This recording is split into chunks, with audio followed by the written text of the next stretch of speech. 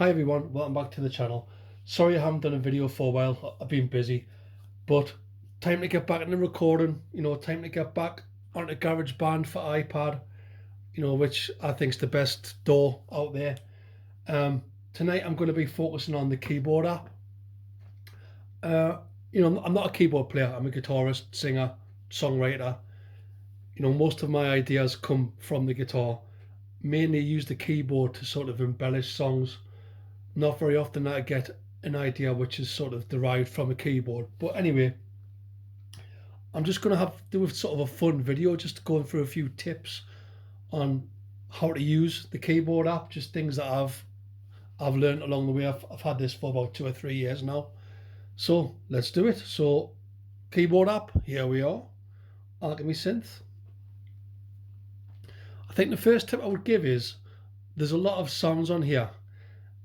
If you just click on the name, it'll just bring up just a vast array of different pads, organs, what have you. I think the first bit of advice I can give anybody is just to find your favorites, flick through them, try them out, and then you can save them. If you go to main categories, there's a custom option, and that's where all your sort of saved instruments are. So what you can do is you can pick an instrument if you like it, you can save it, you can rename it in here, and just these are all your favorites basically. So that's what I've done. I mean, I really like Hollywood Strings, but there's a few others in here that I quite like, but let's just, for this video, let's just stick with Hollywood Strings. So that's a really nice string instrument. So you've got it. So now what? I mean, there's various sort of helpers. There's lots of help that GarageBand gives you if you're not a keyboard player.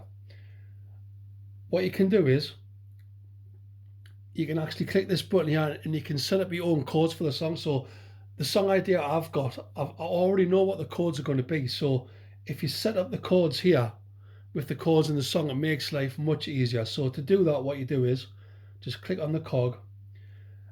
First of all, you would set the key signature. So I know that this is in the key of A. That's been set up. You can set it to major or minor. And then you can actually click on edit chords. So here you can basically set each of the chords you want, the root note, whether it's major or minor, and you've also got loads of different extensions if you need be, and also sort of bass notes. So GarageBand just gives you loads of flexibility on this, put in anything that you want. So these are the chords that I've set up. And this is sort of the beginnings of the idea I had for a song, which is an old song actually, but just for demonstration purposes.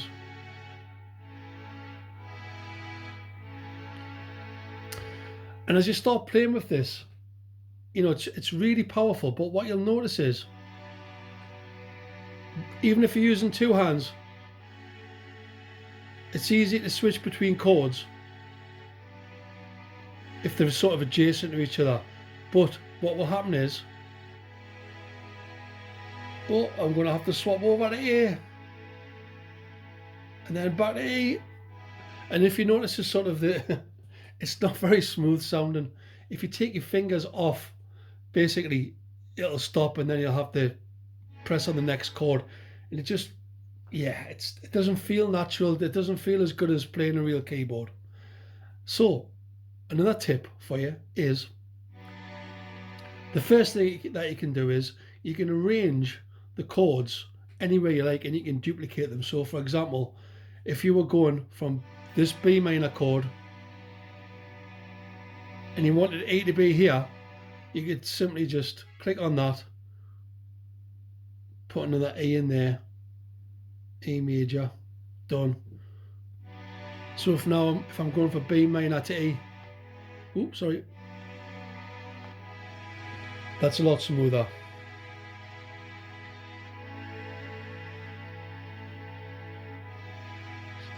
See, so that's a lot better, but that's still limited. You're still going to come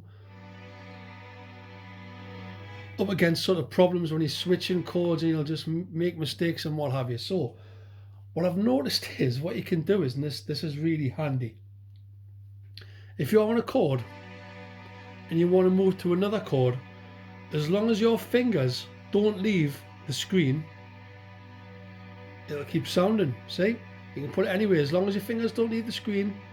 Now I'm going to play, my fingers left the screen. Good example. B minor. If I want to play A next, which is going to be tricky, but what I can do is, and then slide it.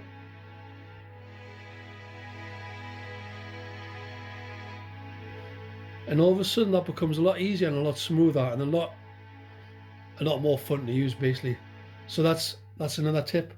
Keep your fingers, and by the way, you can use 2, 3 or however many fingers you want, but as long as you keep them on the screen,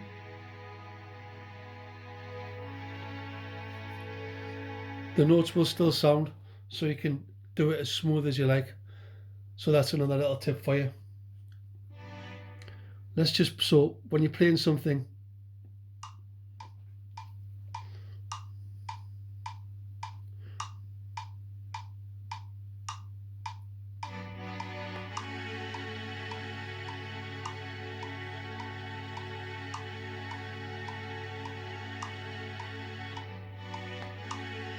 not perfect, but that'll do for now.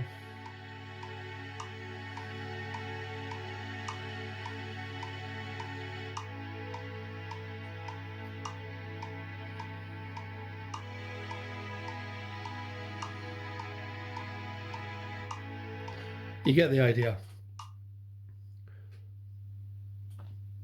I'm not sure if I actually recorded anything there. I'll record something now here.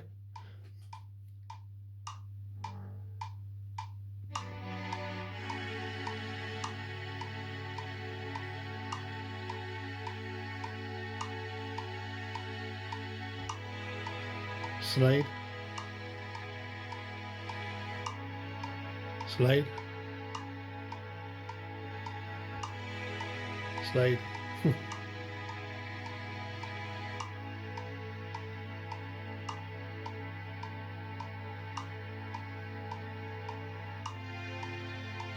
You get the idea. Then, when you've done that, when you've got your MIDI track, another quick tip is, if you're new to this, this is basically a beginner's video.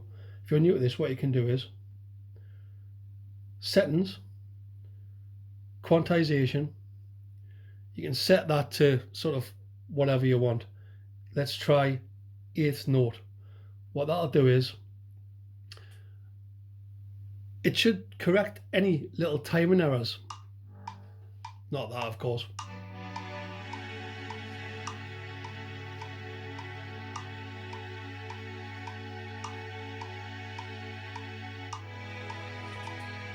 Which is good. I mean, if you want to be more accurate with it, you can set the quantization to 16th or even 32. If you make it 16 or 32, it tends to sound a bit robotic, but experiment with that. And the last thing that you can do is, you can actually edit the MIDI, and then any little indiscrepancies that you notice, I mean, that's quite bang on, but if you, there, so those, I know I did play a couple of notes at the start that shouldn't have been there like that, and you can just go in and just delete whatever, move things about. Also, velocity. If you played a note too hard, too heavy, you can just come in here and just go into the fine editing of the MIDI, smooth out the velocities and just get it perfect. Now, when you're doing stuff like this, for me, it's not really like guitar parts. I mean, you would record one section of a keyboard, get it right, get it quantized, get it perfect, and then just copy and paste the different sections. That's the way I would put it together for a keyboard. With the guitar tracks and vocal tracks, you would probably record the individual sections separately. But yeah, I'm waffling, so it must be getting towards the end of the video. Yeah, just a just a quick fun one. Really hope it's been helpful. Like I say, I love iPad GarageBand. I love the instruments in the way you can just play it with your fingers, keyboards. He's even got guitars and loads of different stuff on here. The drummer's brilliant. Check out the other videos on GarageBand, and I'll see you on the next one. Bye now.